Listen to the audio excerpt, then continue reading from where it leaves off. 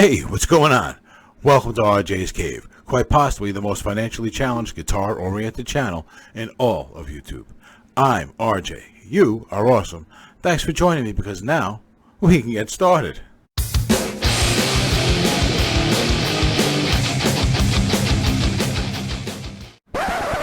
Now hold on a second. Something you need to know. This is an RJ's Cave 10K subscriber drive giveaway video. That means you watch this video to the end, you find the hidden word or phrase inside, post it in a comment below this video, then do the usual stuff like subscribe, ring the notification bell, etc., and you're entered to win this. This is the PHENYX Pro PTG11 wireless instrument system. Alright, it's a piece of professional level gear. This is definitely not a toy, and you could win it. All you got to do is, like I said, there's 10 videos. Click the link above it here to go to the video number 1, where that explains all the rules, and that's another entry. From there, click the link to the playlist. The playlist has every other video that's currently out right now for this contest. Alright, you keep doing what I told you to do in this video. Before you know it, you'll have 10 entries, and you could win this piece of gear. Alright, now let's get back to the video. So early on in this 10K subscriber drive giveaway that we're actually in the middle of, we posted a poll where we asked you guys how much money you thought a beginner should put, how much money you thought a beginner should spend on their first set of gear. $300, $500, $700, or $1,000 US were the options. You guys voted for $500 with $700 close behind.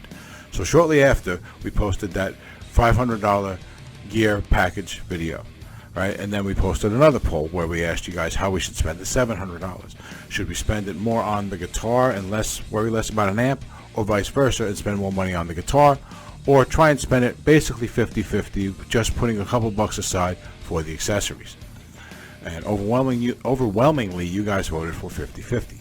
So that's what we're going to do now. Let's head on over to Amazon.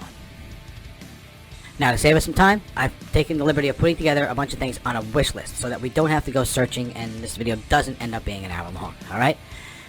Since we're starting with accessories, let's just start by putting together the same package of accessories that we used for the $500 video.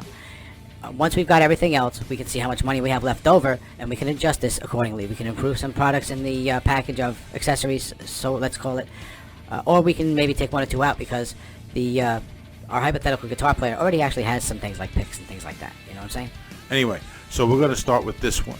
We're going to start with the same package of the ChromaCast basic bag and the Ernie ball strap for $20. Remember that number, $20.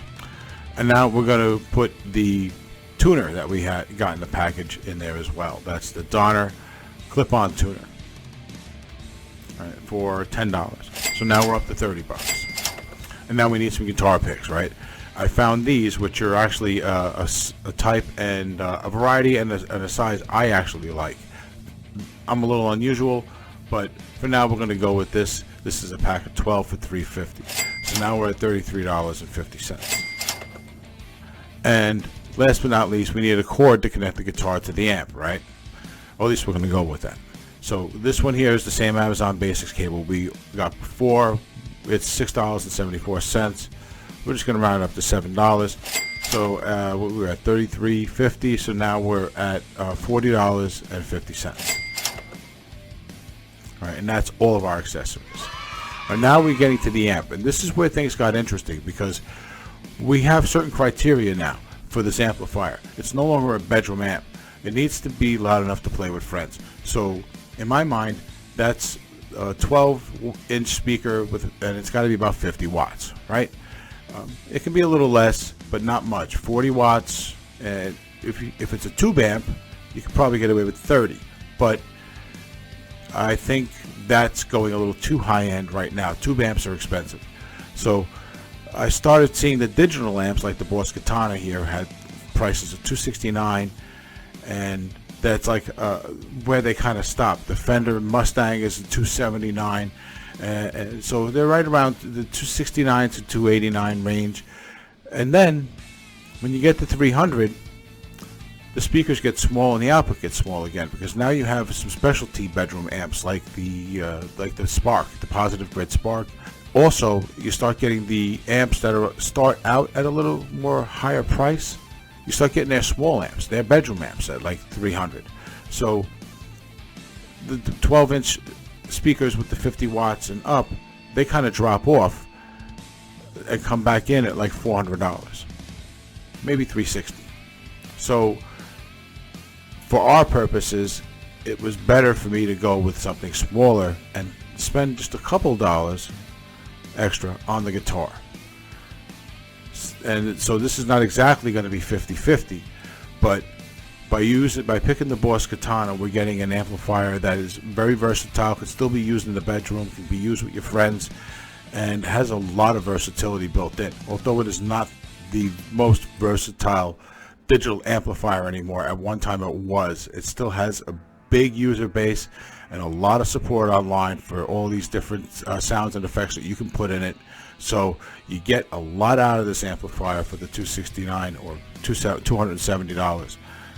So for that reason, I think this is, and because our guitar player is still a fairly new guitar player, I think this is a great choice because it's an all-around choice.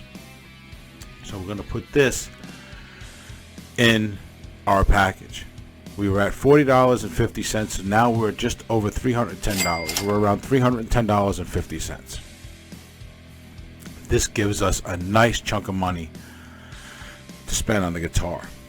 And there's one brand that the last several months here in 2022 has been getting a lot of attention on YouTube.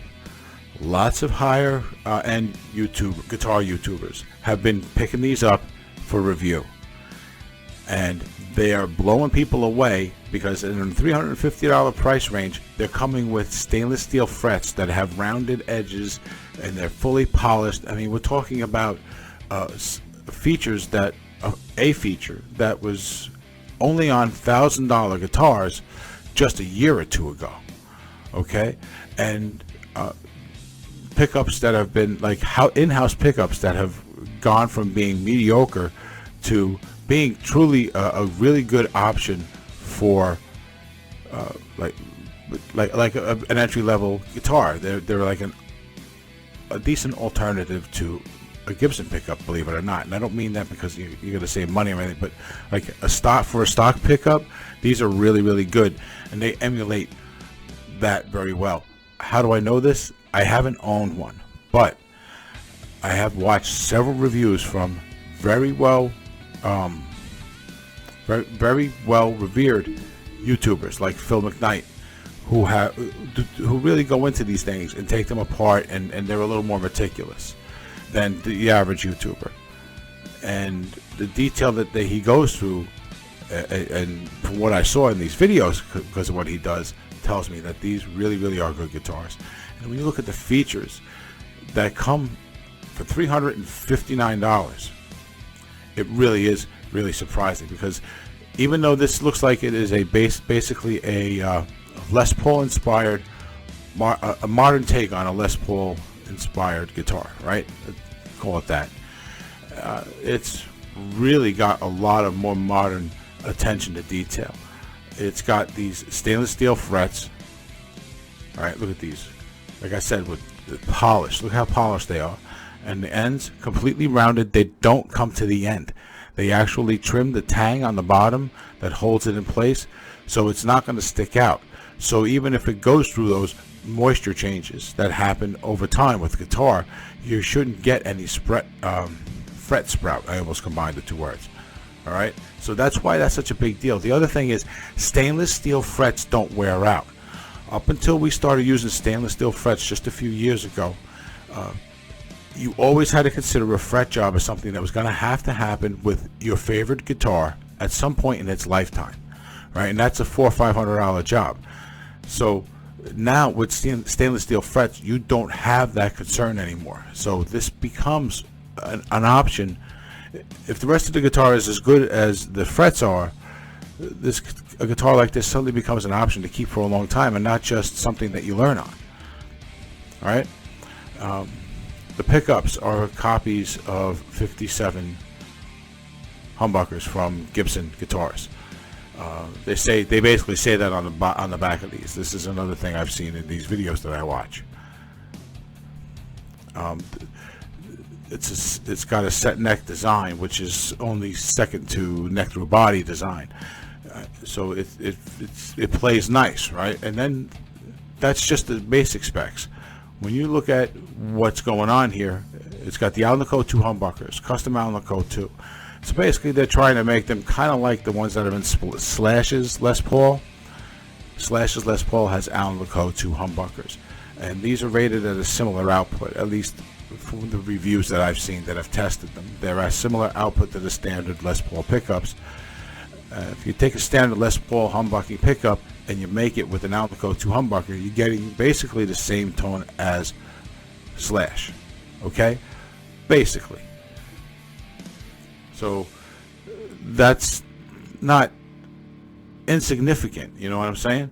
The neck, the way the neck is shaped, the fretboard at the top is slightly more curved, so it's easier to make chords, but then it morphs about halfway down into something that's a little flatter, so that it becomes easier to play leads. This is a feature you normally see on higher end guitars, and you have that same kind of attention to detail on the back of the neck, because the neck actually starts out as a U shape, which when you consider the letters of the alphabet, you take a U and turn it on its side so that it's not like this, but now it's like that, and you get an idea what that shape is, right? Now, about halfway down, it morphs into a C, which is not quite like this, it's more like this, right? And it gets a little more comfortable to play high up that way. This, again, is another feature that you normally see on a guitar that's a lot more expensive, all right? So it's because of all this that I decided that this was the guitar to get in this package. All right, so this is going in. This is $360. This is going to put us at just $10 over. So we're gonna take something out of our package, out of our accessories, to save ourselves the $10. We're going to get rid of the tuner. Tuner's $10. All right. So if my math is correct, and I think I actually am off by $1 or $2, this puts us really close to 700, if not at 700. I think we might be over still by $1 or $2. I'll put the official totals up here.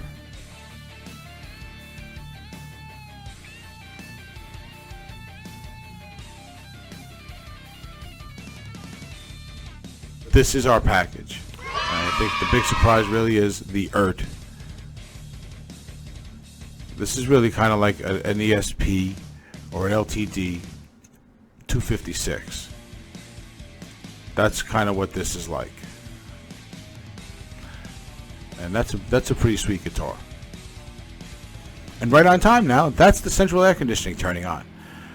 Anyway, that's our package. Tell me what you think. You think this is the right package for our budding young player? Did I do a good job? Did I pick the right guitar? Did I pick the right amp? Do me a favor and let me know in the comments. And if you have a minute, do me another solid and just take a look around Amazon and see if you can find a guitar amp, just the amp. All right, that's around $320, $310, and then because I found a couple other guitars that I could do another package for. That's around $700. Let me know if you'd like to see that in the comments as well. All right. Anyway, I'm going to end this here. I want to thank everybody who's come and watched this with me. I appreciate every single one of you. I think every single one of you is awesome. I've been RJ. Until the next one, take care.